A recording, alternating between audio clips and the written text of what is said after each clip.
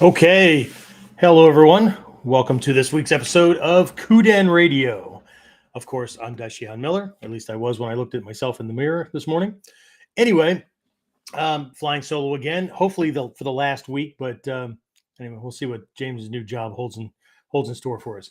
So anyway, this week we're going to be taking a look at and diving into this idea of power, but we're going to be looking back through our Mikyo teachings, right, to give us some answers as to questions like great, I mean, you're seeking enlightenment, right? I mean, what is that, right?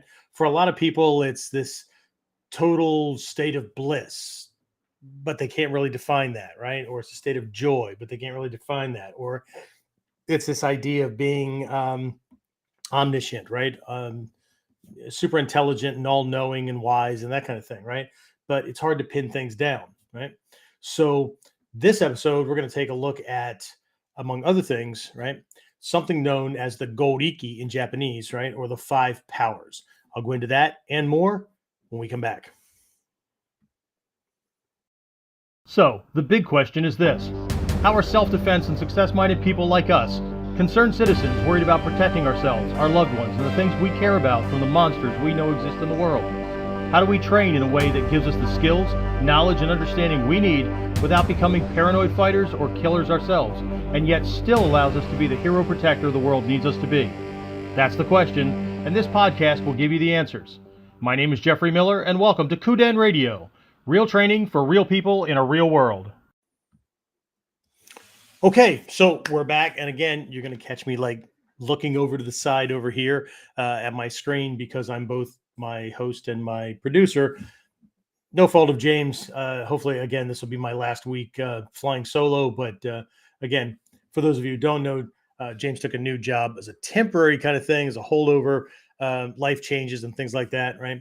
That he needed to do in between what he was doing and actually coming on board full time here with me and Warrior Concepts. So looking forward to that. He's looking forward to that. I know he is, right?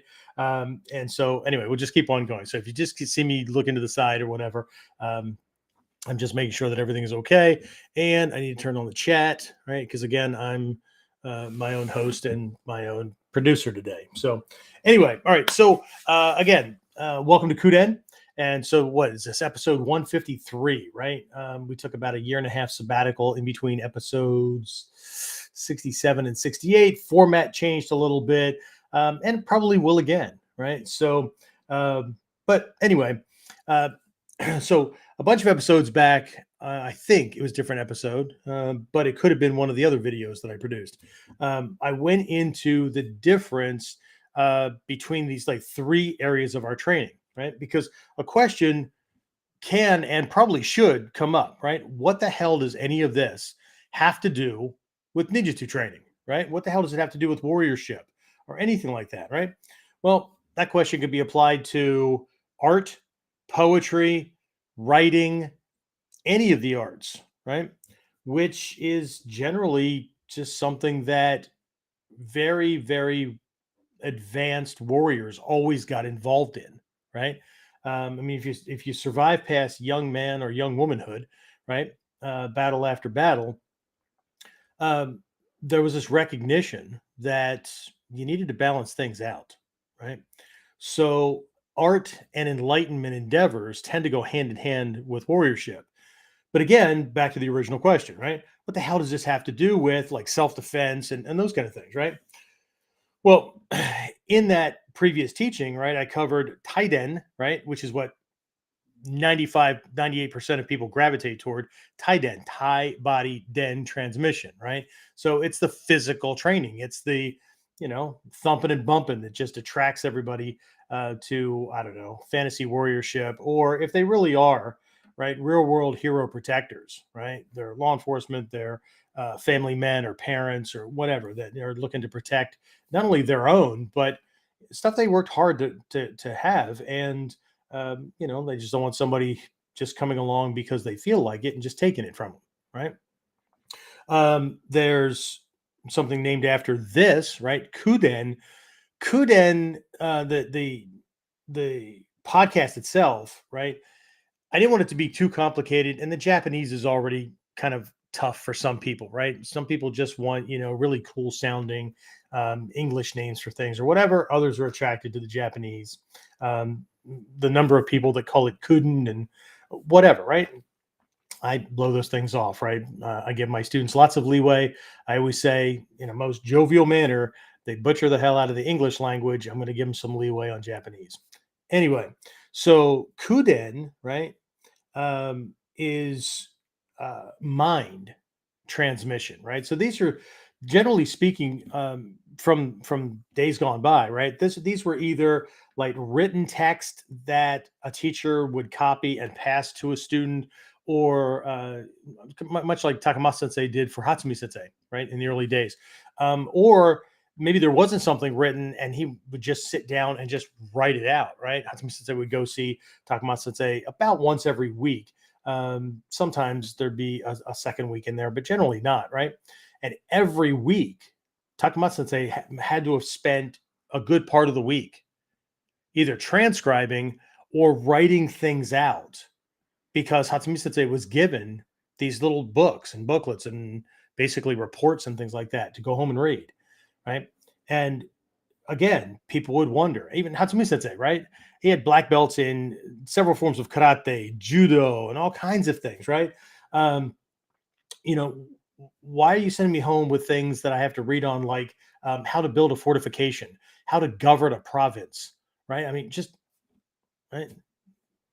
Ninjutsu, ninja training. Okay.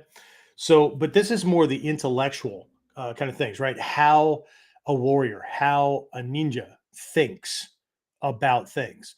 Not telling you how to think, telling you how someone who has certain faculties, certain characteristics, right?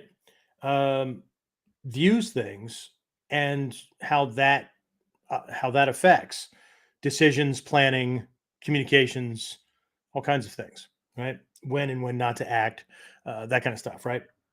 And then there's this other area of training, shinden, right? Shinden, shin, heart, right? Shin, kokoro, right? Heart, core, right? The hanya shinkyo, right? In our mikyo training, right?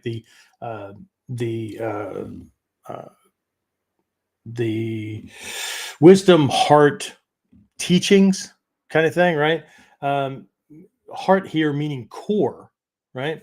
What's at your core. So this has to do with like everything from the teacher student bond and connection, um, how we relate to things, the spiritual journey. I don't mean religious, right? The spiritual journey, those kind of things, right? The depth of experience that we have, right?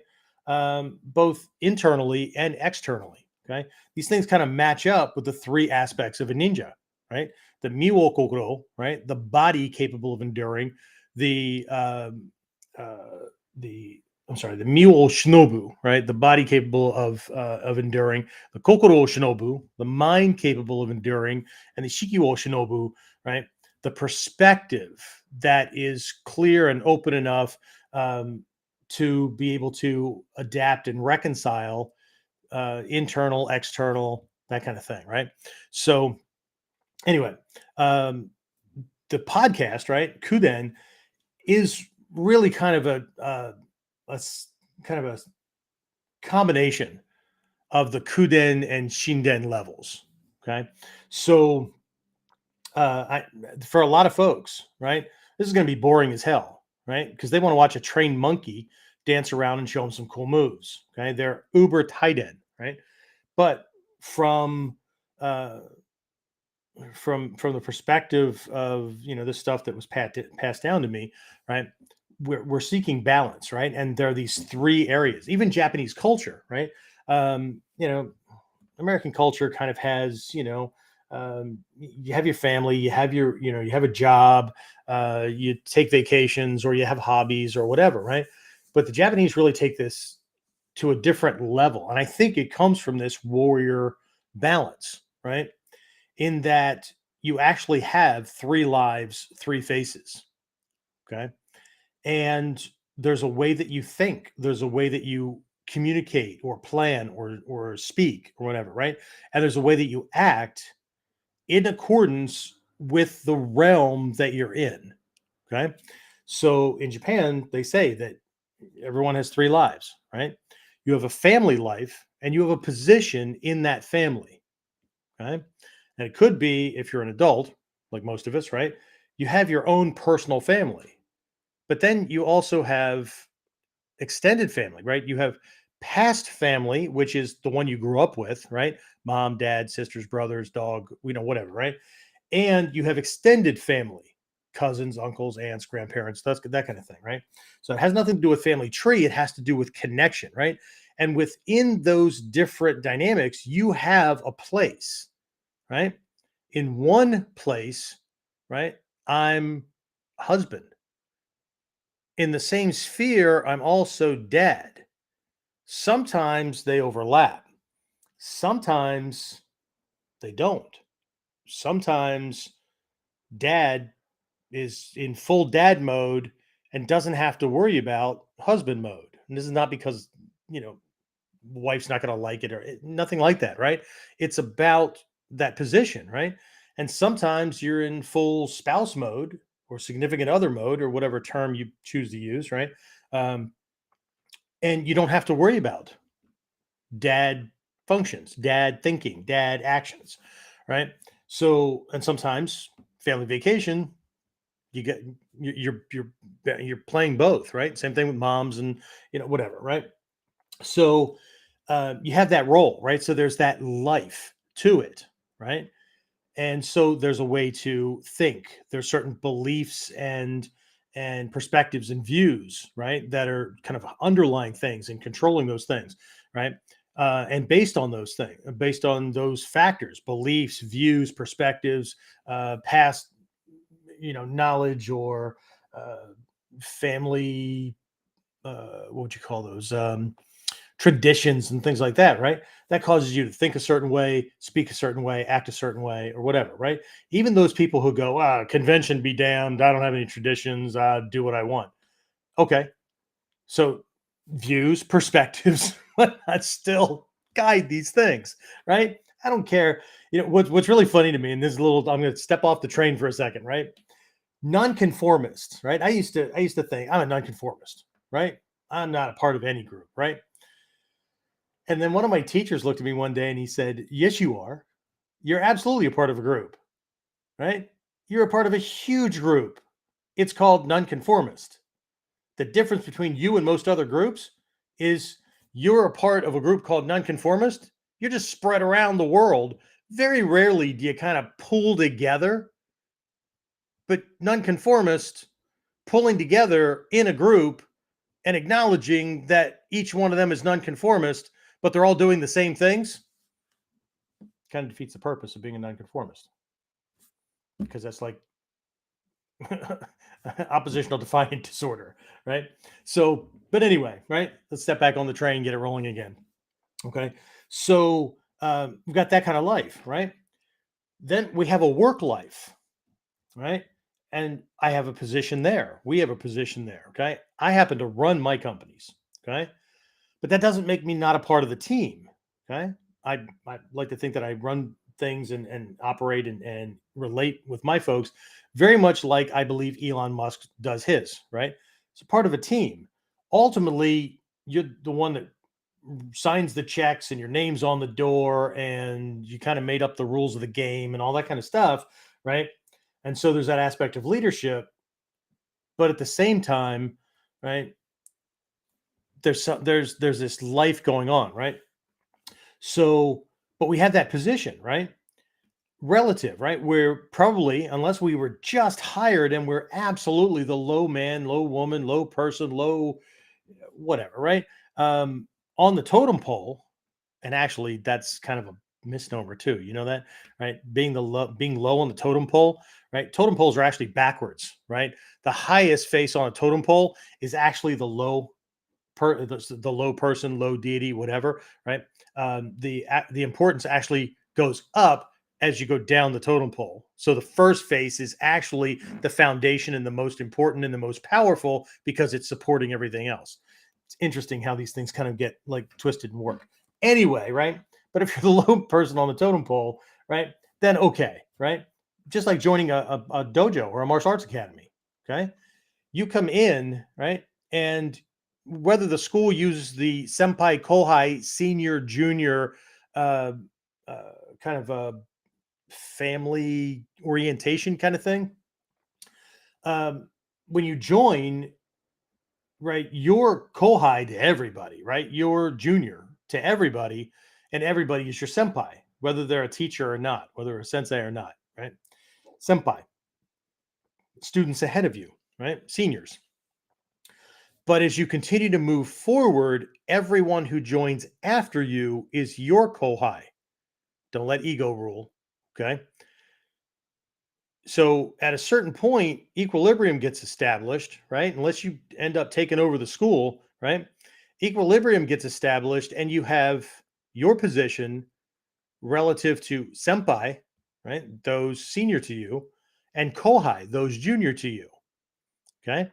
So the way that position works, just like on a job, you have responsibilities and accountability to certain people, and you have responsibilities and duties to other people.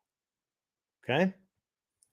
So there's people you report to, and you're supposed to be doing things to standard and whatever, right? But there's other people in a different position that you should be pulling up, that you should be helping out.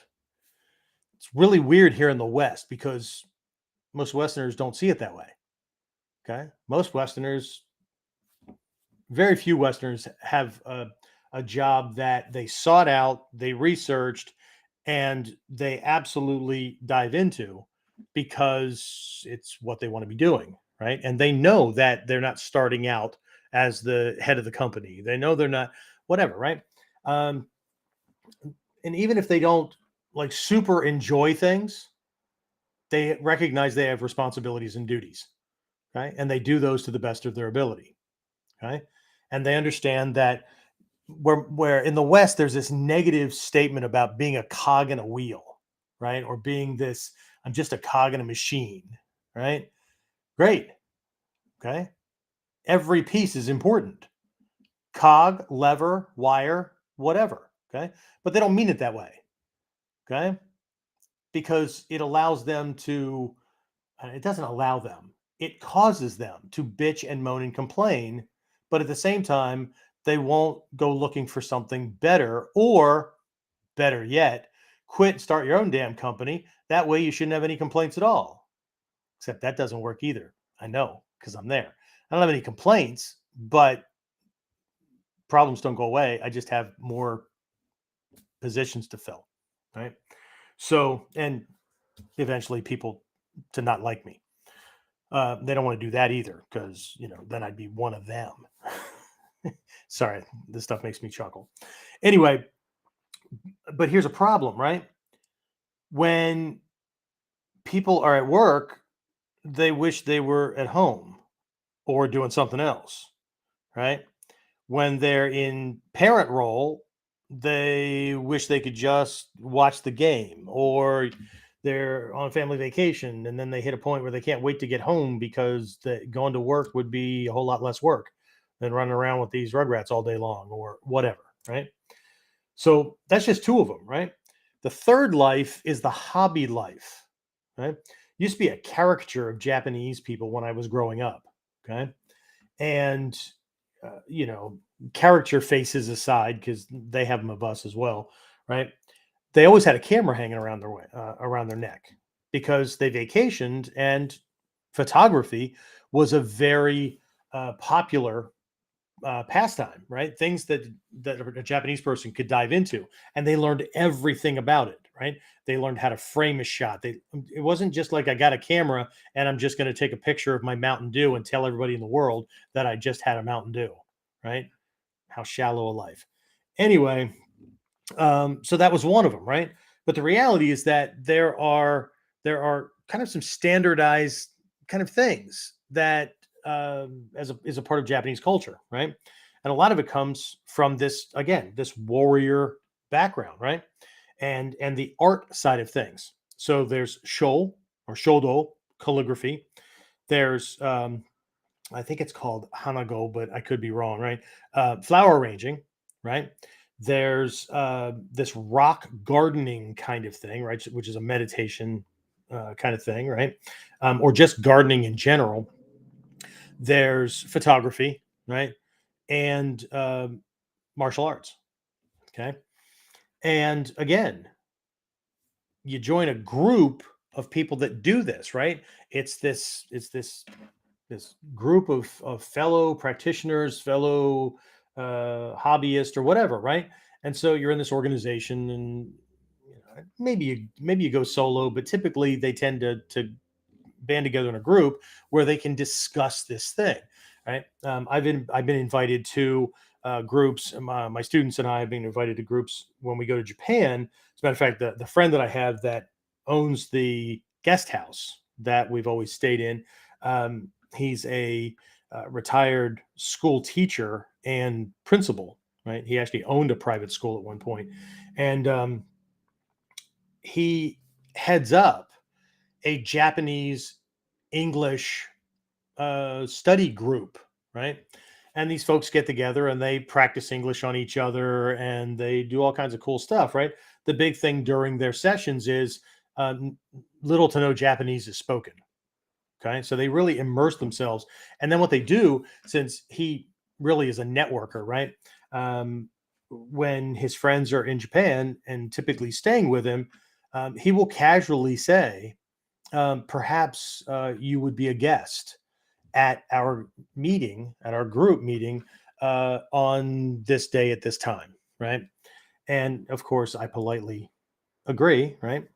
And so, they have like a bagged lunch, dinner, a little snack kind of thing, right? And everybody gets up, tells a story, does something. Some of our folks often demonstrate techniques, whatever, but the mingling allows them to converse and things like that. And I've already tried saying, well, you help me with I'll help you with your English if you help me with the Japanese, but that's not the point of that group, so they always politely decline, right? But the point here is that they've got this other life, right, where they can immerse themselves in something they absolutely want to do, because for a Japanese person, their family or home life, right, that side of them does not belong to them. It belongs to that group.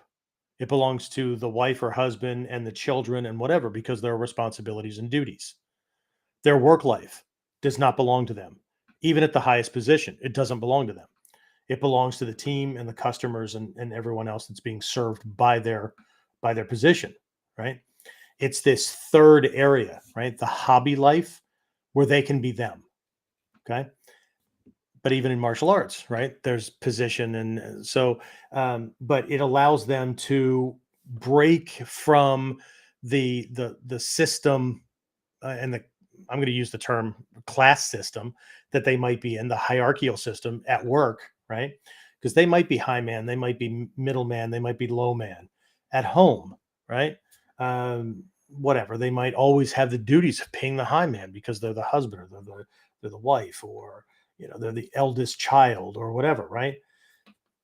Even though there's a class or ranking system in a lot of these endeavors like martial arts, it allows them to be in a different place, right? And I think, from my perspective, right, now, of course, this is just my opinion, I believe that here in the West, we're really missing that, right? And I think that's what causes a lot of disgruntledness, right? When people are at work, that they don't play the role. They wish they were at home, or they wish they were doing their hobby or whatever, right? When they're doing their hobby, they either half-ass it, or they let it consume everything, and then it leads to laziness, or it leads to distraction in other areas, right? Or whatever. Same thing with family, whatnot, right? Um, but they just have a much more clear way of doing things. Now, are there exceptions? Of course there are, right? But generally speaking, It's just the way it works, right? So um, the point of all of this, right?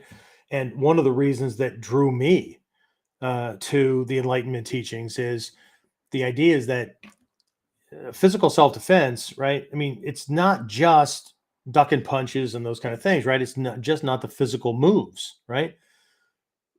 On the KUDEN side, the intellectual, the knowledge side, right? How much do I know about conflict? How much do I know about what causes conflict? That led me to understand different personality types or different personality traits, right? Which led me to understand how certain things based on someone's experience, past, education, programming, or whatever might trigger them to aggression, right? And so, okay, that's that man, there's a whole bunch of different ways that a fight could start, or there's lots of reasons why somebody might choose me as a target, right? Like I think I told everybody once I was targeted because of the way I walk. Okay. They equated that with military. To them, anybody who was in the military is a baby killer. And they held it as their moral and ethical responsibility to either beat the shit out of, cripple, or kill the baby killer. Okay. The irony is that, yes, I'm former military, but no, what they saw as military walking was actually learned in this martial art. It just made me look like I was in way too good of control of my body to be just an average Joe.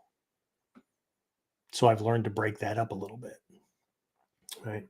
So, but it leads to different areas, right? It led me to recognize that there are many areas that still constitute self-defense that most people don't think of, because most people think of self-defense as fighting, right? It's the same thing, right? It's the same moves, it's the whatever, right? It's the physical coming to blow or whatever, right? But self-defense, right? Defense of myself, protecting myself. Hell, buying medical insurance so that I'm not left poor and destitute if I break an arm and need medical treatment is self-defense. And for those of you who live in countries that you don't have to worry about that because your higher taxes go to that, fantastic. Pick something else, right? We just invested a certain amount of money getting back into the house, certain amount of money per month, having a complete security and fire uh, system put in place, right? It's ADT for anybody that cares here in the States. So but that's all part of self-protection. That's all part of me protecting my family. Has nothing to do with Ichimonji, has nothing to do with a gun, right? It's a piece of the puzzle. Just like de-escalation tactics, just like escape tactics, just like stealth, just like uh, post-trauma recovery afterwards, just like legal recovery or defense afterwards, just in case, right? Just like situational awareness, just like research into different attacker types and different fight methodologies or attack methodologies, different ways that somebody could use a knife. How does that come in, right? That all feeds my taiden, right? My physical training, but I have things in place so that it doesn't get there. So, so the direct relationship of this is there, right? But then there's the shinden, right? How does this serve? Well, it's the death experience, right? It's the value that I have to my family, the value that I have to my team, my students at the academy. It's the value that I bring to the world or see in myself, right? I ask youth students as soon as they join the school, right? And, I ask them to define respect. Uh, often they lead to obedience and things like that, right? But as we define it, respect is treating other people, places, and things as though they're as important to you as you are to you. And then I say, do you think you're important? Yes, sensei. Fantastic, right? Because we don't put security guards on trash dumps, right? And, you know, I don't know, brackish ponds and things like that, right? We put them on banks and Fort Knox and jewelry stores and things, right? Things that house things that are valuable that we hold to be valuable, right? So there's really no point in learning self-defense if we don't see ourselves as having any kind of value. I'm not That's not meant to knock anybody down or anything like that, right? But often people jump on the whole self-defense or martial arts train as an attempt to pull themselves up, to feel more powerful and all that. But then there tends to be this kind of a weird disconnect, right? They're seeking more power, but internally, right, there's still there are still these situations that pop up that just make them feel like an imposter. Okay. And we don't want that to happen, right? So I jumped on the wisdom teachings, right? The enlightenment teachings, because it was about truth and figuring things out and recognizing value and developing certain personal character traits that make somebody the warrior they want to be, right? But that doesn't mean that we're in physical armor, yuroi or anything like that, right? As a matter of fact, in Mikyo, what you visualize is being in armor made of diamonds, right? And not that they're like all sparkly and stuff like that, right? But the point is that a diamond is very, very hard, right? Nearly indestructible. Back in the day when that was chosen as a symbol, right? It was seen as the hardest substance, right? But it's also very clear, right? Which means it's invisible to everybody else, right? And so people aren't put on guard and they're not put in a defensive position. They're not made afraid because you're walking around in obviously visible armor, right? Or carrying obviously visible weapons and things like that, right? Um, but it's also a symbol of truth, right? Just clear and it's indestructible. You can argue over it, but it doesn't change it. Okay.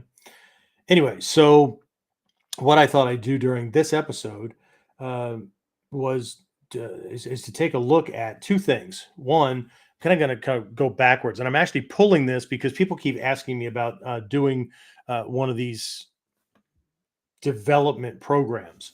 And so I have decided, starting 2 weeks from now. So we're going to take 2 weeks to fill the classroom. It'll be a virtual classroom. We're going to take 2 weeks. Anybody that jumps on early will be getting kind of head start things to work on, right?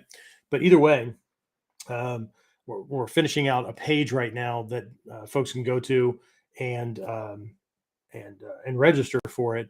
But we're going to be working on this program called the Sanjushichi Dobon, the 37 elements or fundamentals leading to enlightenment. Okay, and it was a list that was kind of given by the historical awakened one, Shakyamuni Buddha, right, Siddhartha Gautama, when his disciples came to him and said, there's a lot of people that really want the benefit of this stuff, but they don't want to become a Buddhist. They don't want to leave their home and go to a monastery or go off to the woods or mountains to meditate or whatever, right? So what could we give them that would work? I mean, they could do this and get to at least that first level of enlightenment and benefit for themselves, right? In Sanskrit, it's called the arhat, right? In Japanese, it's called an ajari, Ajari, right? One who has become enlightened for their own self benefit. Okay, that doesn't mean they don't benefit others, right? But that becomes indirect, right? There's actually 4 levels of of training in this, and we'll be discussing that as well. Even though, so there's some things that are precursors to this that have to be covered, and then we're going to cover these 7 study areas. Some are for internal work, and some are for external observation, right? So we'll be starting that. It'll be a 10-week course, one class a week, study and actual practical work to be done during the week, for folks to just kind of start the journey, right? Um, and probably next week, I'm going to be doing a free webinar on the 7 branches of the 7 characteristics of an enlightened mind. So the target, right? What we're aiming for, um, of which what I'm going to be covering tonight, again, very cursory level. We'll go into this much, much deeper in the course. But this other thing, these 5 powers, we're going to be talking about, right? So this episode was all about what kind of power, right, one can develop, right? Because weapons will only take you so far. Right? Ichimon's no Kamae, as most people think of it, will only take you so far, because Ichimon's no Kamae has 3 aspects to it, right? There's a physical aspect, there's a mental aspect, and there's an emotional, spiritual aspect to it that is all the same, but only one of them puts you into a given posture as most people think of them, right? So, again, 7 study areas. I'm gonna have to. I'm probably going to tweak this a little bit. If it takes 11 weeks, 12 weeks, whatever, to get everything out to everybody, I'm just going to end up doing that, right? So whatever the tuition is, that's what it's going to be. But I can see where moving along, some folks might get hung up in certain areas, or because of the breadth of the material, we might have to split something between 2 classes, right? And as always, I want to end up wiring in a review class or 2, which means that this might, at the end of it, turn into a 15-week course instead of a 10-week course.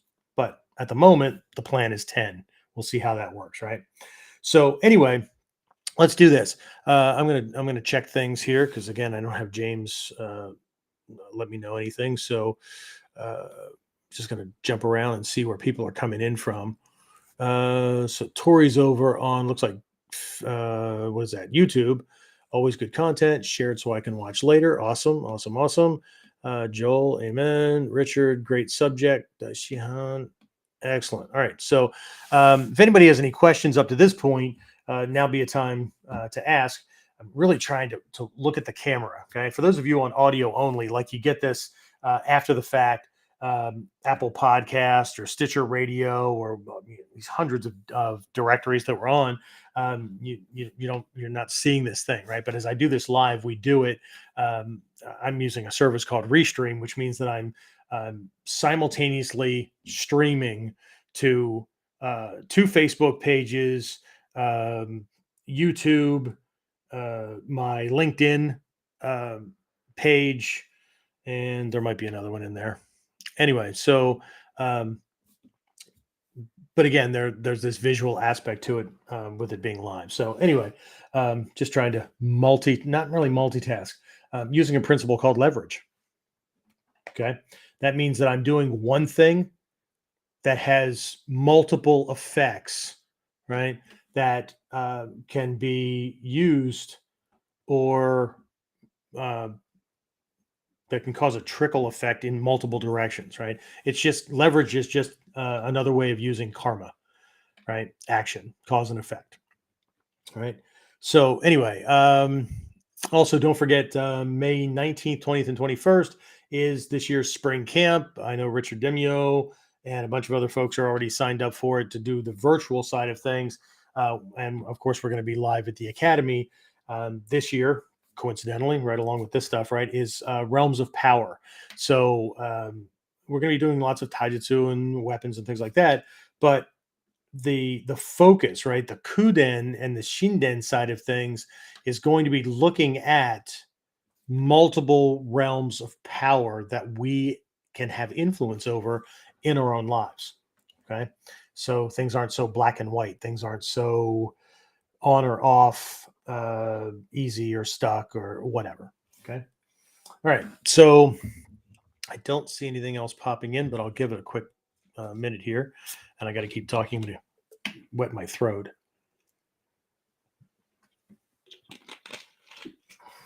I talk for a living. That's what I do. Yeah.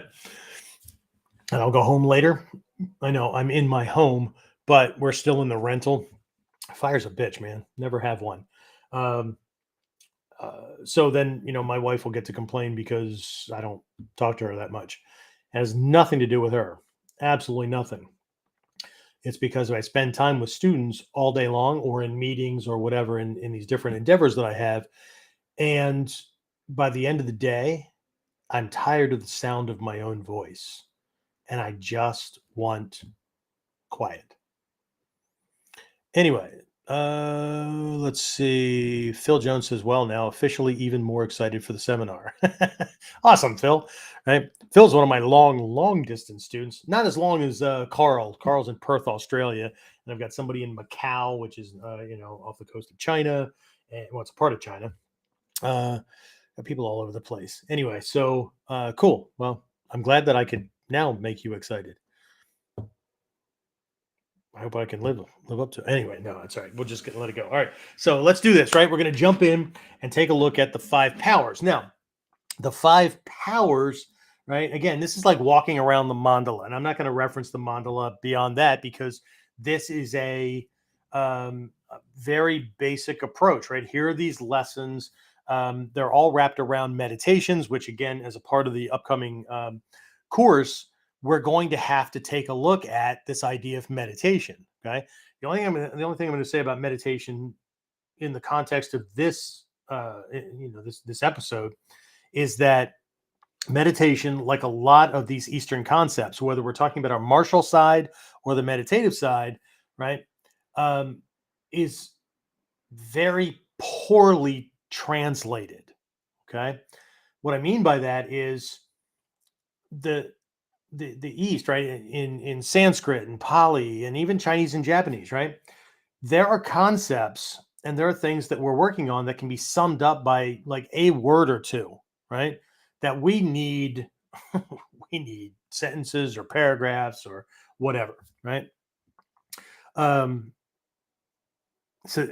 there's many things that they really don't have an equivalent, right? So we have to get the translation right. We have to make sure that teacher and students are all on the same page, so to speak, right? That we're all defining a given word the same way. Because if we don't, then we leave it up to everybody's kind of conventional understanding or belief system to translate it, and then they could be just heading in the wrong direction. Okay. So all I'm going to say about meditation today is that meditation, the way most people think of it, is a type of practice, right?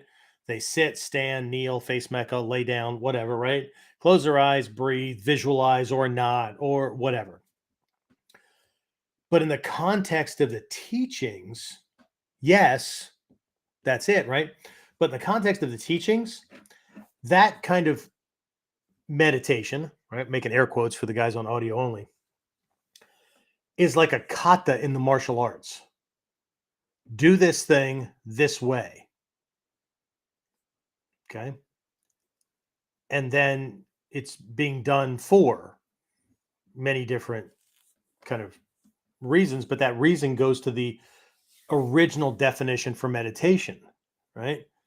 Meditation is a state of mind.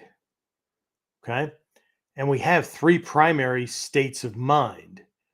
We have one where we can pay attention to something and focus on it to the exclusion of all else. And if we go deep enough with it, we lose the distinction between me here and that thing over there. It's like somebody watching a movie and or a sporting event, right? Maybe it's a American football game, and somebody gets tackled, and the person who's watching it is so into it that when the tackle happens, their body moves the same way that the guy that got hit moves or moved, right? They're that connected to it. They didn't get hit, but you would think that they did, right? Because they lost the distinction, right? Um, there's a state of mind that we have that allows us to follow things, right? To gain insight from it, to comprehend, to analyze, right? It's following, right? So let's go back to the movie, right? If we didn't have that faculty, we couldn't follow the storyline in a movie or read a book and see anything more than black ink or squigglies or whatever on a white piece of paper. Okay. And then we have this faculty that allows us to see alternate realities, we'll call it, right? And I don't mean that we have to eat mushrooms, right? I just mean that, right? Accidentally, right? At night while sleeping, we dream. Okay. Midday, we could be daydreaming. We could be thinking about what that said to me earlier today. Who does he think he, whatever? And we're reliving it, right? We could be telling somebody a story and visualizing it in our head, right? We could be thinking about the vacation we're going to be taking and visualizing, okay, do I have everything packed? Okay, and we're going to go where? And what was the route on the map that I saw? That kind of stuff, right? And then all these other types of meditation is just to come is either are there either ways to work on each one of these individually, be able to switch back and forth between one or more of them, or two or more of them, sorry, or work multiples like layers at the same time. Okay. So again, we'll have to talk about these things and we'll have to, and of course, I'm going to give everybody, meditative practice things to do. Because again, part of this stuff is internal work, excuse me, and part of it is external observation and validation of experience. Okay. So I'm kind of putting the cart before the horse, but I think it's okay, right? Putting the cart before the horse by describing the five powers, because this is the end result of work on a set just before this known as the five potentials, right? So, in one type of practice and exercise, you're not there yet, right? Or your future, how's this work? You're uh, contemplating things, right? So what you're focusing on is what would it be like to have one of these five, right? All of these five, right? What would the experience of life be like? How would things be different? That kind of thing, right? And then this other one is actually focusing on when you experience that and how can we recreate it. So one is external, right? Future paced. One is internal, past reflection for future work. Okay.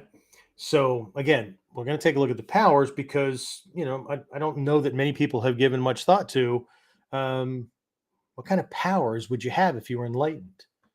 Okay. In the esoteric teachings, in Mikyo or the Vajrayana, a lot of people are more familiar with it if I say Tibetan Buddhism, right?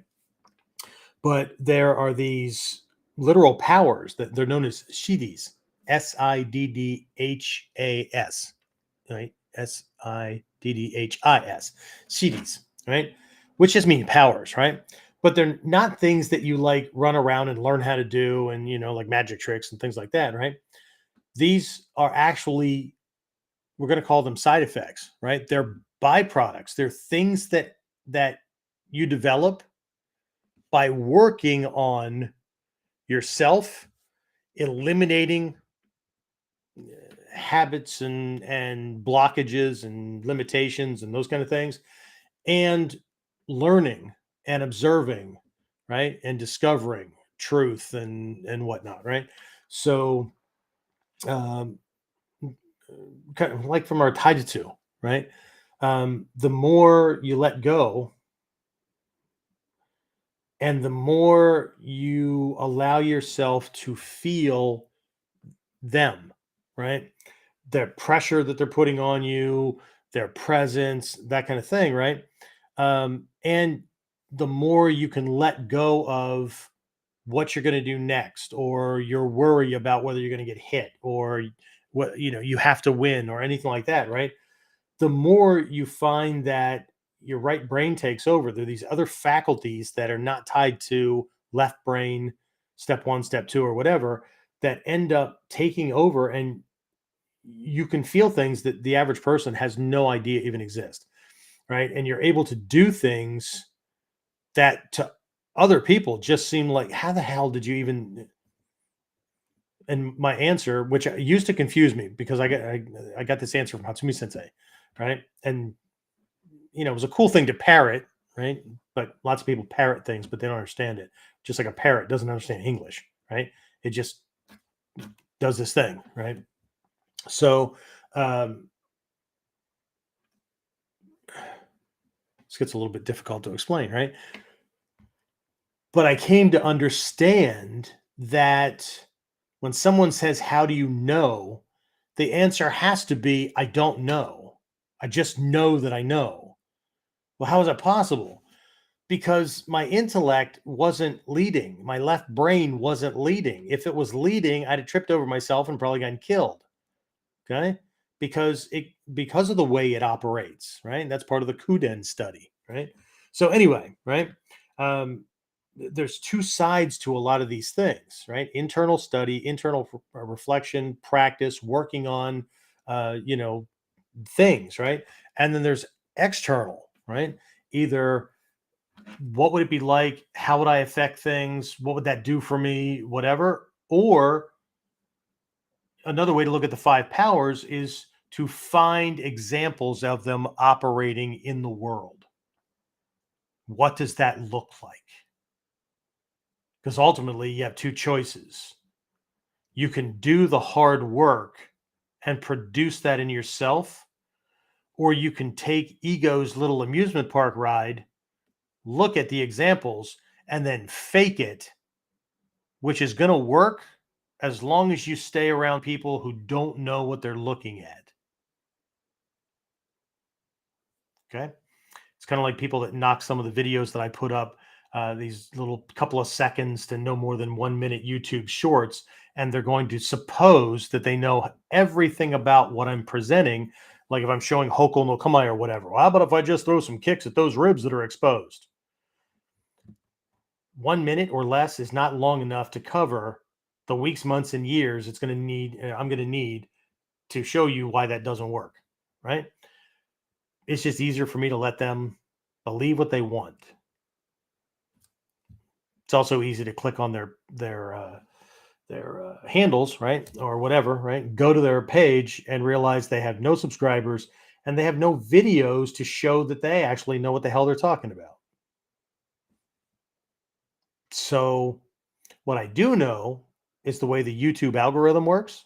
And every time somebody comments, and every time, oh, even better, when they share it to make fun of it, the algorithm, right? The computer program goes, hey, people really like this guy's stuff. Let's show more people. Perfect. Thank you very much. I appreciate your negative character traits. Okay. Anyway, which leads us to power number one. Okay. So again, the five powers, right? These are meditations or contemplations of the experience, right? Of we'll call them the exercise, right? Or of these potentials, right?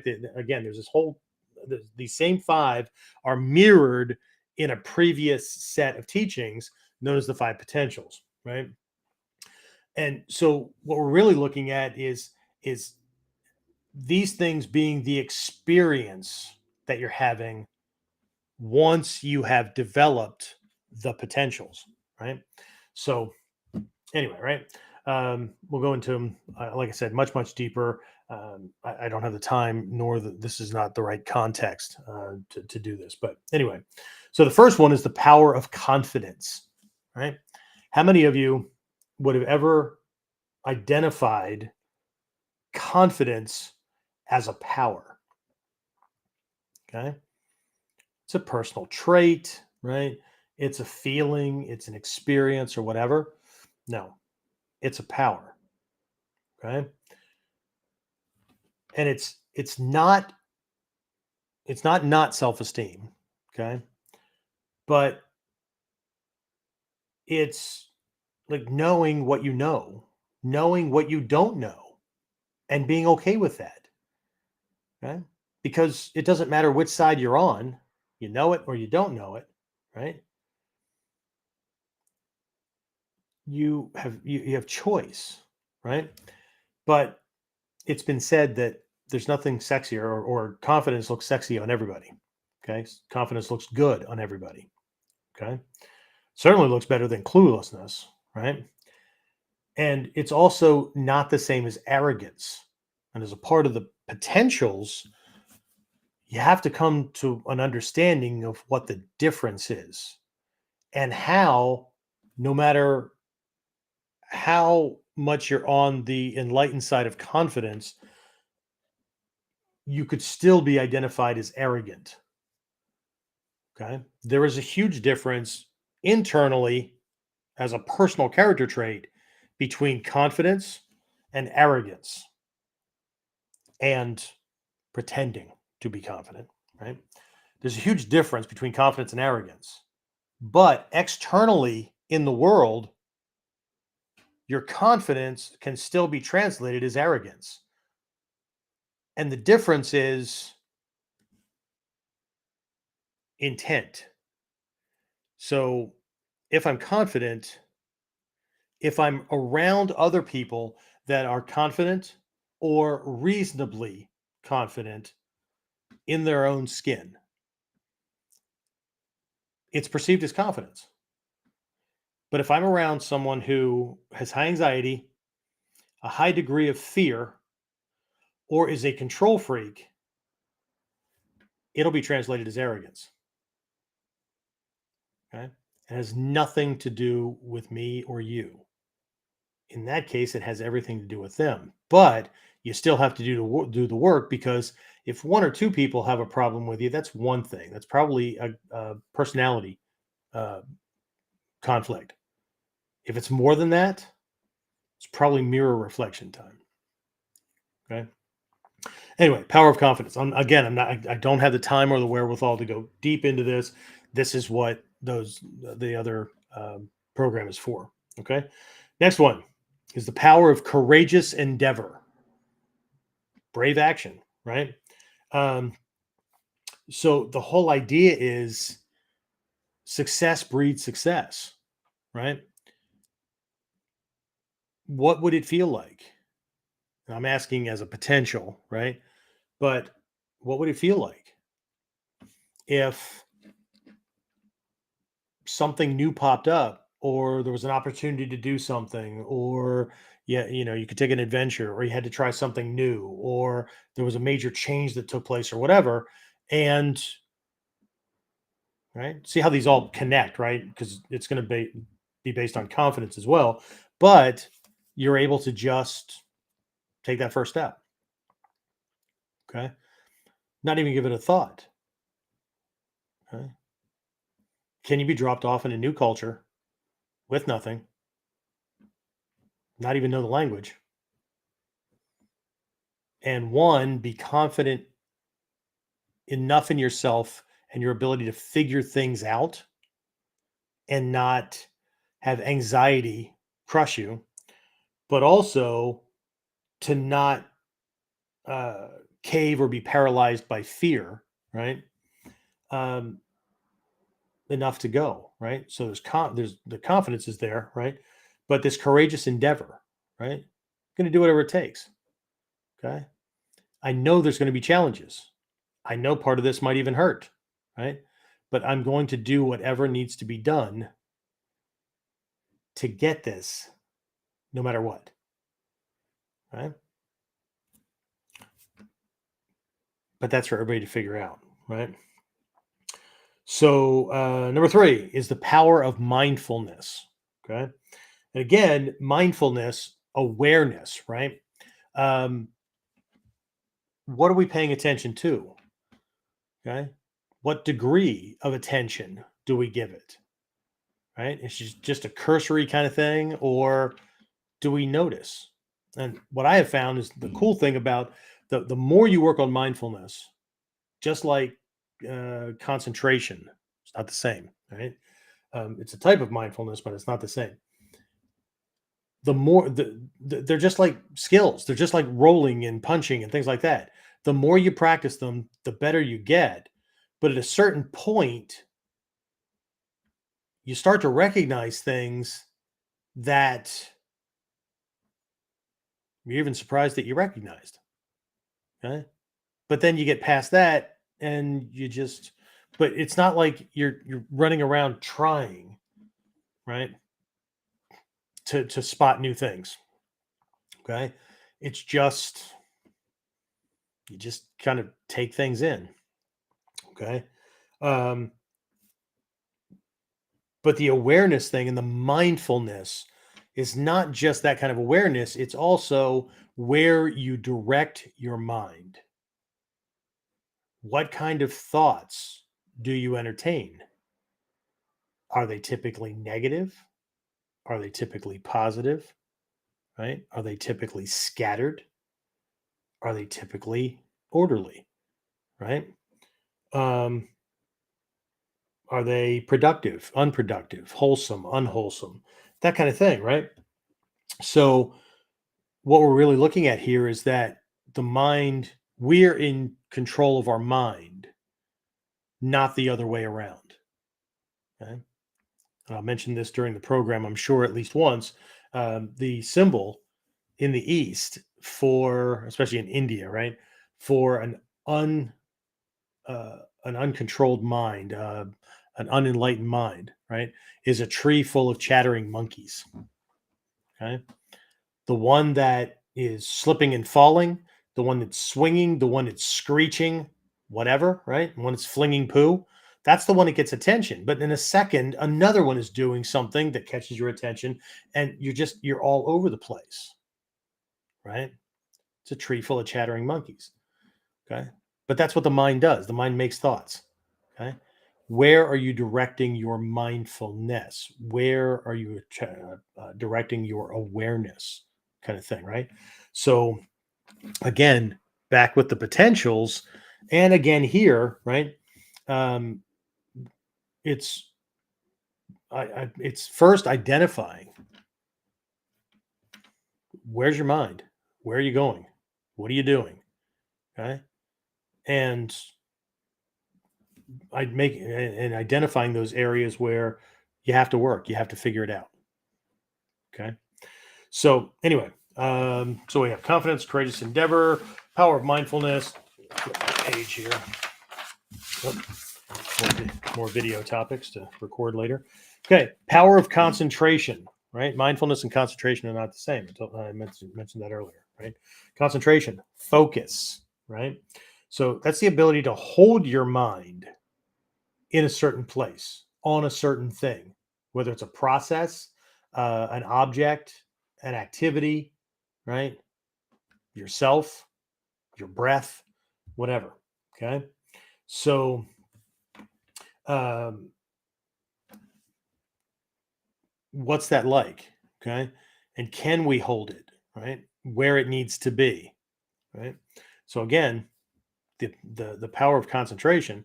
Now, we could go back. You know what? We'll do that afterwards. We'll do this as let me just get through this. Anyway, power of concentration, right? Your ability of concentration, your ability to pay attention to what's going on, right? So, mindfulness is what's going on in your head and what kind of thoughts you're entertaining, right? Do you find out that you're judgmental or you do a lot of internal narrating, right? Like you're telling yourself what you see. Oh, that's neat. That's kind of square and it's a little. Can't you see that? Can you not see that that's square and it's the color orange or some orange like color? Do you have to tell yourself?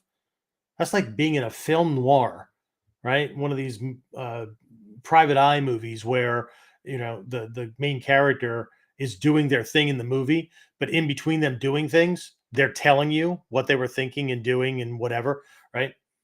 The I mean, I used to do it too, right? But the more that faded away, I mean, I've had discussions with students where they were arguing that it's impossible to think without thinking in words. And I'm like, really? So, babies, how does that work? They haven't even learned a language yet. Okay. So, but the more that went away, where I could just observe something, somebody would tell me, somebody tells me something, right? So, like, this thing, and okay, great. Well, do you believe me? I have no reason to not believe you. Sure, I believe you. I believe that that's what happened to you. I mean, based on your experience, that's okay. Well, you're looking at me like you don't believe me. No, I have. Why would I not? Okay. So until other evidence comes along, okay. What I Now, if you want to talk about belief, what I no, it's not even belief. It's a knowing. I know that you are conveying the story based on your experience, your translation of what occurred from your perspective, and there's the possibility that there's an agenda behind the scenes that is determining what you say, how you say it, and how you describe things. Like your role in the argument that occurred and how that may have determined why it went the direction it did, why it even started, or whatever, right? When someone says, this is what they did, this is what I did. If you were me, what would you have done? Right? The answer is one, I'm not you. Two, based on what you've told me about the story, here's what I would do. But three, I'm not you. And we both need to understand that having not been there, not be you, and not having a vested interest in that, in winning or losing that little exchange, I can only give you my opinion based on the pieces of information that I have. People usually stop telling me or asking me what I would have done because that points back to way too much stuff that they don't want to have to think about. But that's the kind of things that an enlightened mind thinks about.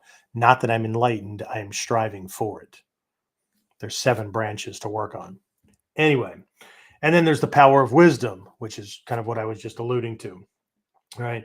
So the idea with wisdom is, how are you using what you've learned? How are you using what you know? Okay. The wise person knows not only when to speak and what to say,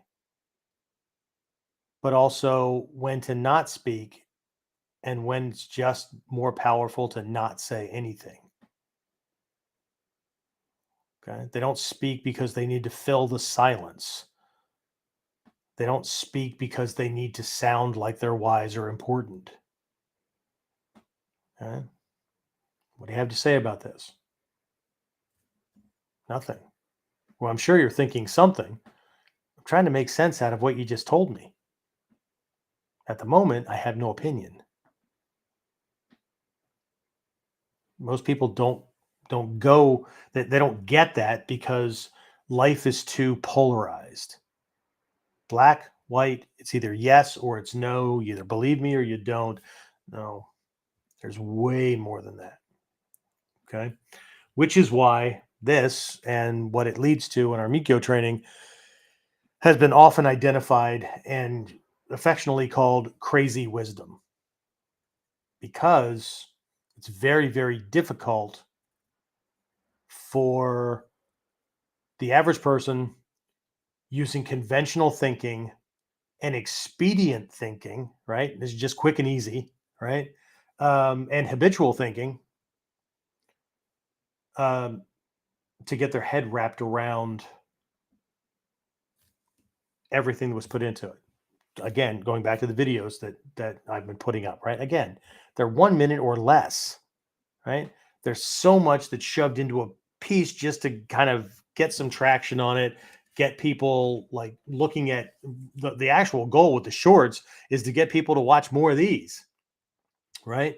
The whiteboard Wednesdays and stuff like that, because it's my way of driving a shit ton of people, right? If you look at my short videos, right, I average somewhere between 1,200. Well, there are some that have shorter, a couple of hundred views or whatever, right? But my average is somewhere around 2 to 3,000 views per video, and that happens within a week. Okay, very often I've got 1,200 to 1,500 views within the first hour or two that it goes up. It's not about, I mean, as impressive as that sounds, that's great, but it's like a fishing trawler dropping a net in the water where there's a school of fish. What I'm looking for are the people that look at that and go, what else do you have? Okay. Okay. Short, short, short. Okay. Is there something else? Oh, well, look at that. And then they contact us or they jump over to the website and they go, oh, that program looks cool, because this is how I find students. I don't find students. Well, I do find students, right?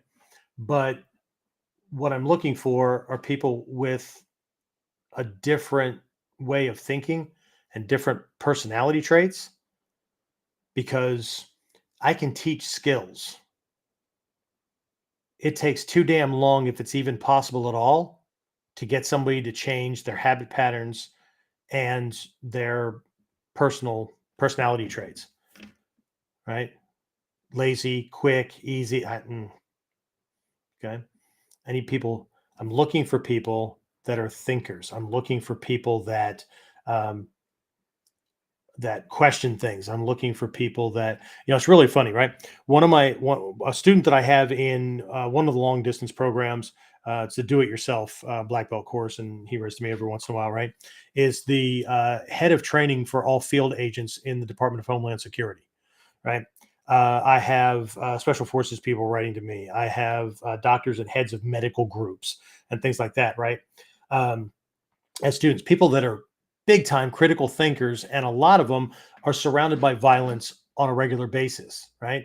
They don't have time, and their bullshit meters are this high, right? Higher, right? For those of you watching visually, I can't. I guess I can go beyond the screen, but really, really high, right? Very, very sensitive. And the guys whose lives are on the line and have a certain type of experience, right, are looking for certain types of training, certain types of skills, certain types of lessons. They're the ones that I get positive feedback from. You know who I don't get positive feedback from? The jackwagons who think that they know everything and they're just fighters, right? They think they've got something to prove or whatever, but they have no evidence out in the world to show that they actually know what the hell they're talking about. But they got to say something. They can't help themselves.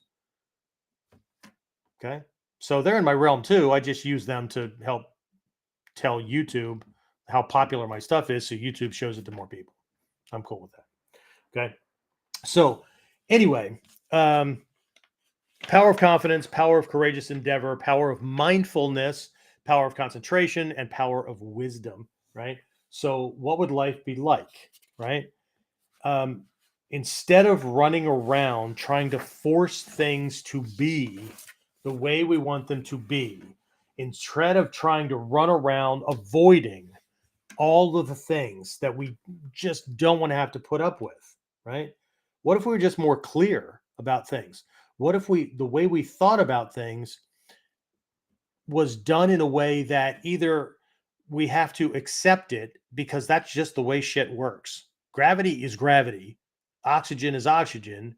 As a human being, I need an oxygen nitrogen mix. And if I get deprived of that, well, shit stops working. Gravity, if it stops working, I float off into space. There's just certain things that it's just not up for debate, right? There's other things that um, I I accept because it's a part of the process, right? Like martial arts training is going to be painful. Enlightenment training is going to be painful, but not necessarily for the same reasons. Okay. They're both going to cause me to decide whether or not I need to quit.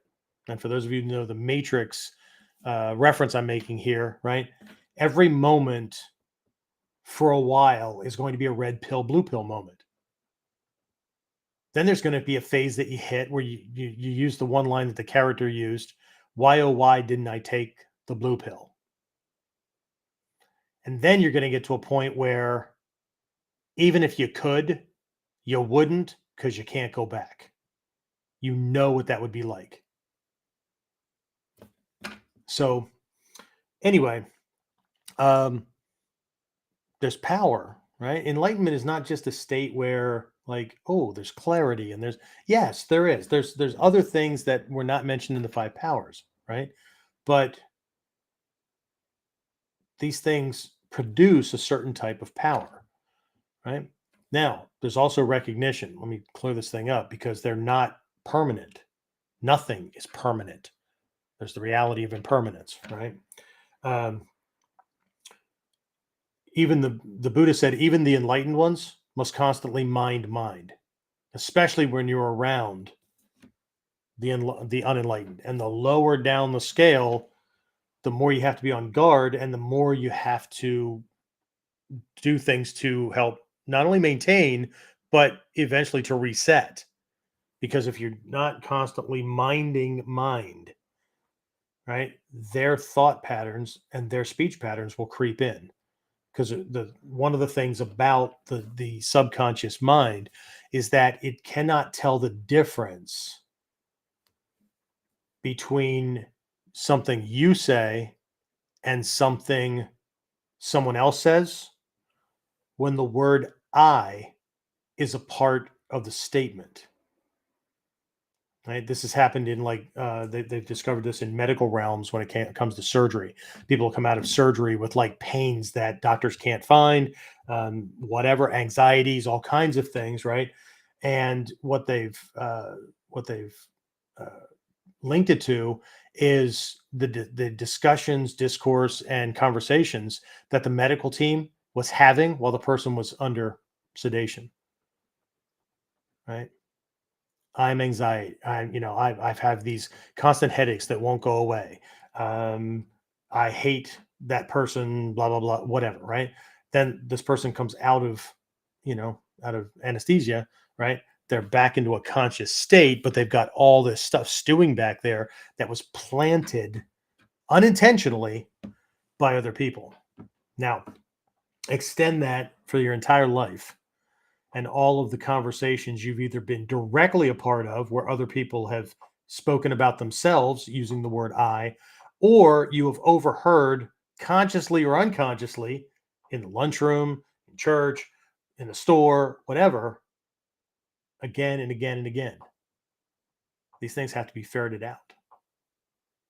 Anyway, so if you are interested in the upcoming course, again, we'll start in about 2 weeks. But if you're interested in jumping on the Sanji Chichi Dobon 37 Fundamentals course, shoot us an email, warriorc@warrior-concepts-online.com, just to let us know that you are so that we can put you on kind of an early bird list. We're working to get a couple of pages set up. One will be to get on the early bird list. And then, like I said, next week, probably Wednesday or Thursday of next week, the 2 days that I have available, I will be doing a free webinar, right? Free webinar on one of the other aspects, which are the 7 branches or the 7 characteristics of an enlightened mind, right? And that's kind of the target, right? Again, that we're aiming for. And then we're going to go hard and fast to kind of fill this thing up. Probably going to hold it at about 20 to 30 students because I can't check everybody's weekly homework and all that kind of stuff beyond that. And hopefully James can jump on after that point. But if that's something you definitely want to take a look at, we'll get you on a list and we'll help you out. Okay. If not, no harm, no foul, right? This is a personal journey and it's an offer, right? If it's something that is of interest to you. Now, if you're in my Platinum Elite, Platinum Plus groups, you already have access to this stuff. All you have to do is decide whether or not you're going to join in and or watch or listen to the recordings after the fact. Oh, I forgot. Everything's going to be recorded as usual. So it will actually later on, after this whole thing is done, it will be converted to a standalone course that people can go through as a do-it-yourself kind of thing. But I promise you, it's going to be priced way, way higher. So everybody's going to be getting a huge discount on this because you're a part of the group. So the Q&A, the questions and answer kind of sessions and whatnot that we have, the review sessions and all that, they'll be recorded as well. But that's between us. That's the extra personal kind of stuff. And the reduced tuition is also my, kind of thank you for being a part of things. If you're in my standard platinum group, you guys know who you are. You get one coaching call a week and whatnot, right? You guys have your normal 50% discount on the training. Everybody else, you'll get the discounted rate. But if you don't jump on the live thing, once the 10-week, 15, whatever it turns out to be, once that's done, it gets converted to a standalone non-live program. Then it's going to be priced at what I think something like that's worth, because this is literally life changing. Okay, I know it was for me. So anyway, let's see what else we have here. Somebody dropped something really big in there. Ooh, who's that? Moke Oniru. All right, so let's see. So Moke Oniru, thank you so very much. Heartfelt gratitude. This is an incredible presentation. Oh, wife jutsu.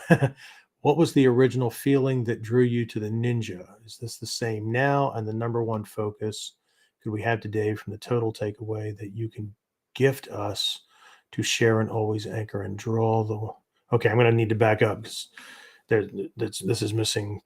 Hold on. Let's see.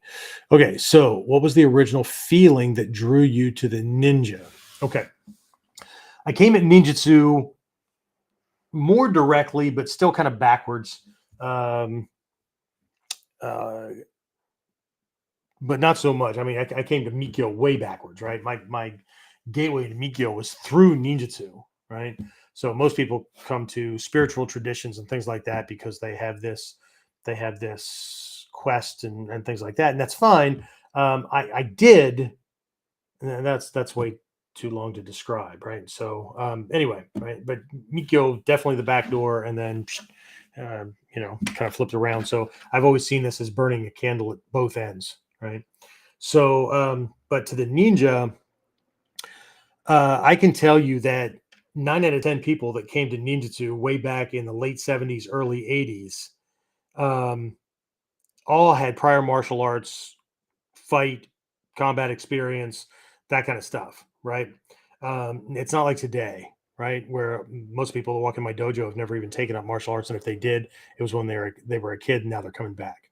Okay, so what drew me to ninjutsu, and again, it was quite by accident, because when I first saw the first ads for the one book by Stephen Hayes, the Ninja, what was it? Ninja Spirit of the Shadow Warrior. So it's volume 1 of that O'Hara series that's grown into what everybody now knows as the Complete Ninja. It's a big fat book that's made up of 7 or 8 volumes. They were all individual books. Anyway,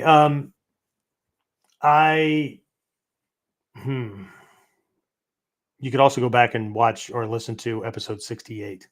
That'll help as well. Anyway,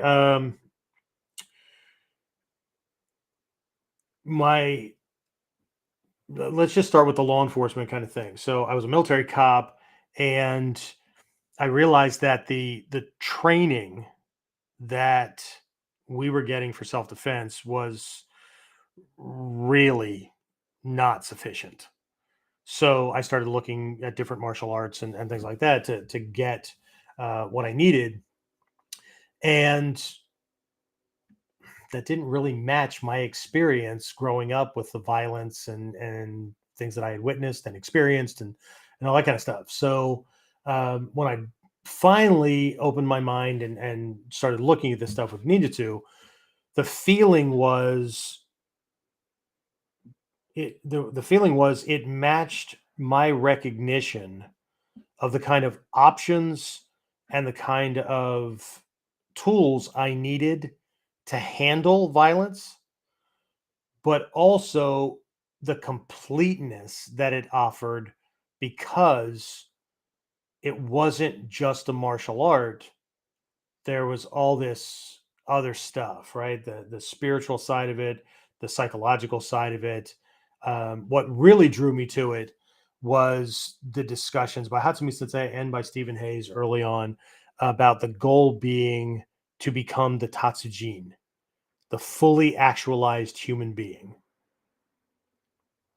right?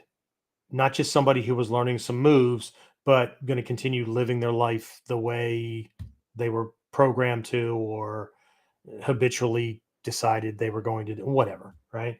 So the feeling was, wow, holy shit, all this, sign me up.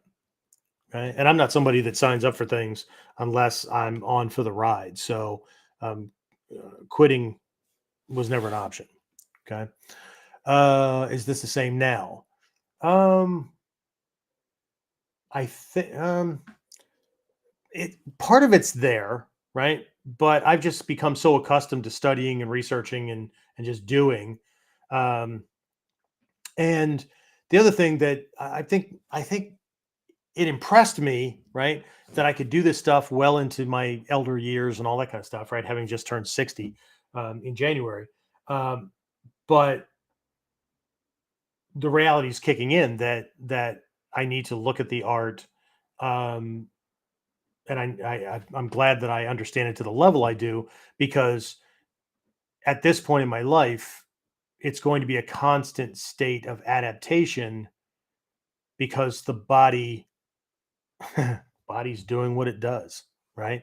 Life does what it does, right?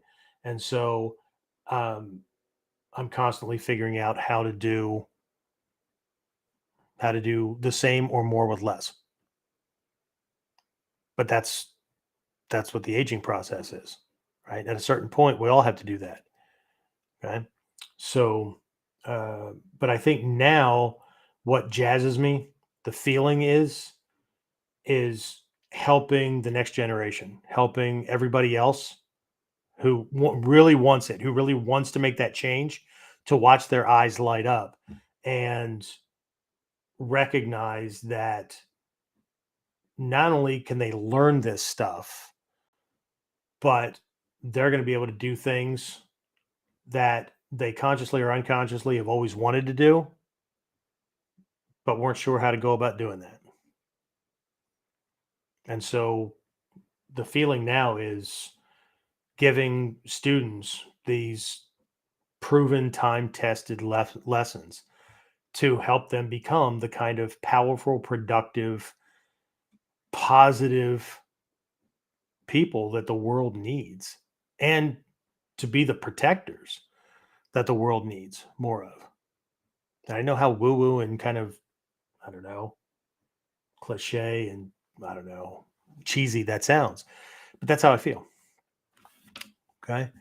Number one focus we have today from the total takeaway that you can gift us to share and always anchor and draw the ones who are yet to be and to come, to help be a guiding light beacon for future seekers. I think I just said all that stuff, right? And ways to stay alive and flourish. I'm going to pass on the same message. If I understand what you're getting to there, is I'm going to pass on the same message that Hatsumi Sensei passed on to the Bujinkan for 2023. And that is Kannin. Kannin. Kannin. Okay. Kannin means keep going. Embrace perseverance, embrace endurance. Right. I have a piece of art that I found. I actually found it by accident in a secondhand shop in Japan. Right. Um, our minds are always drawn to kanji. See, I've got this giant freaking scroll back here. It's how tall is my ceiling? That scroll's like 8 feet, 10 feet long, something like that. Right. It's got this big old poem on it. Um, but it has these two kanji on. They're both pronounced nin, right? What the hell's nin, right? Nin, right? One of them you would recognize, right? It's the nin kanji for ninja, ninjutsu, right? It's in the that side right there, right? It's in that crest right there, right? And in our logo, right? Nin, right? Of ninja, ninjutsu, ninpo, right? Means to persevere, to endure, right? But this other one, right? It's a different kanji, right? It's also nin. right?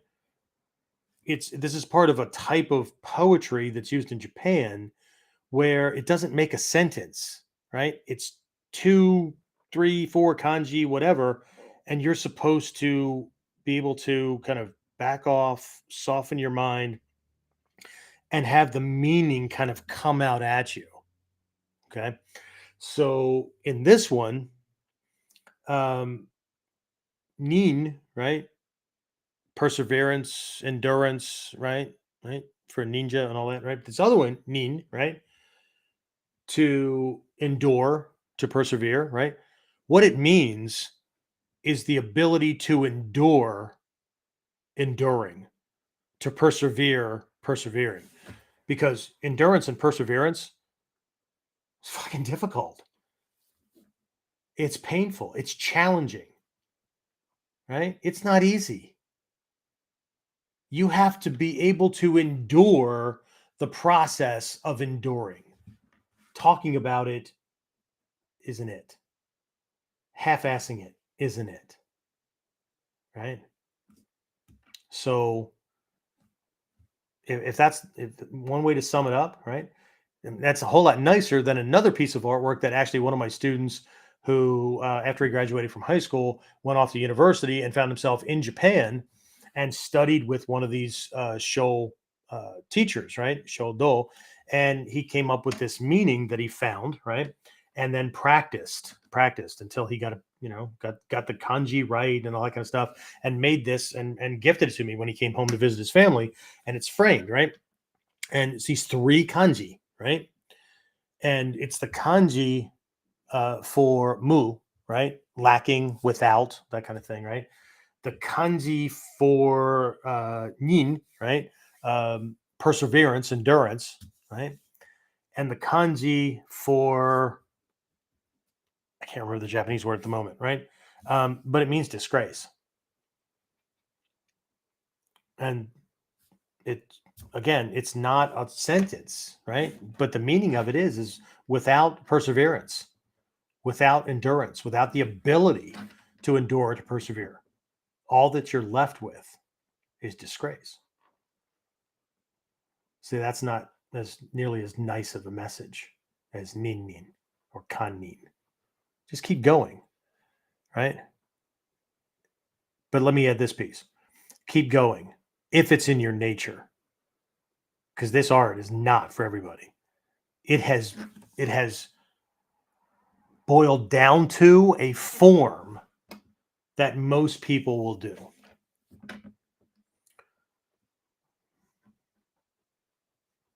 And I'll leave it at that. Let's see. My daughters and I say meditation works best when we say it like meditation. Our home, I shared our number one rule to life: harm none and not even thyself. And even more fun, I believe I'm just a state north of you as a thank you for being kind and sharing these sacred ways. Message me anytime if any of the ways of arts that I bring to serve the world to lead each who choose to lead closer to the light. Blessings of protection, peace, and love, dears. This has been inspirational. From my heart to yours, the deepest of bows and respect. Oh, honorable diamond of crazy wisdom, sensei. Okay. Thank you. I don't know how far else to go with that, but thank you. All right. So, Jose, you're always coming across my thing. So thanks for following my stuff. I appreciate it. I really appreciate your teaching experiences. Always enjoy your podcast. Thank you for sharing your wisdom. I don't know if it's wisdom, right? But anyway, people look to me for guidance. So just sharing lessons that I got and insights and whatnot. So anyway, if it's of help, I appreciate it. See, I just caught myself looking over here because I'm reading things. Anyway, so let's do this. We're going to go ahead and wrap this up. I did want to give everybody a heads up for next week because kind of topics have been changing a little bit because I was going on things that get in the way and whatnot. And now we're shifting a little bit more. Where the hell is my list? That's Whiteboard Wednesday. There we go. All right. So next week, controlling anger. Controlling anger. We're going to use the Sanmitsu, thought word and deed approaches. And so, yeah, So we'll see how that works for everybody, or how popular that one happens to be, right? But controlling anger. Um, and then the week after that, we're going to take a look at what's in a technique name, right? The kata names, right? Different ways kata were named, why they may or may not be important, the names, right? That kind of thing. So well, we'll see how that goes, right? And then, we're back to the red pill, blue pill symbology. So anyway, this next couple of weeks, this Wednesday, right? So 2 days from now, right? Whiteboard Wednesday for this week. I am going to take a look at the Yawata, right? There's a short stick, right? Most people know it these days as a Kuputan, but we're going to take a look at some development of it. Obviously what it means and how to go about approaching training and use and all that in today's world, which means that our Friday virtual class will be using Yawata and very short sticks and stuff like that, right? So we're going to talk about the Yawata. We're going to talk about a special tool that was actually a part of, I think, the Kukishinden school, but once everything kind of mixed together with all these arts that are known within the Bujinkan, it's there. It says Edo Kopo stick. Just little modifications and stuff. And then, what you can do today, legality, those kind of things, right? So anyway, stay tuned. I got plenty more. And again, if you're interested, again, in doing like the 37 fundamentals course, we're going to start that in 2 weeks, but we need to get people, enrolled into it. I am going to have a limited number that I can handle. And if you want to jump onto it, great. And if not, no worries, right? Design this trip for you. You only get one trip. You can't jump on the ride again, and you make the best of it for you, right? Okay. Let's see. I just want to check, make sure I didn't have any other comments come in, and I don't see any. So I'm going to wrap this up, and I will talk to everybody next week on our next episode of KUDEN. Get more of KUDEN Radio. Subscribe through your favorite podcasting site, or join our clan of serious modern warriors at onlineninjaacademy.com.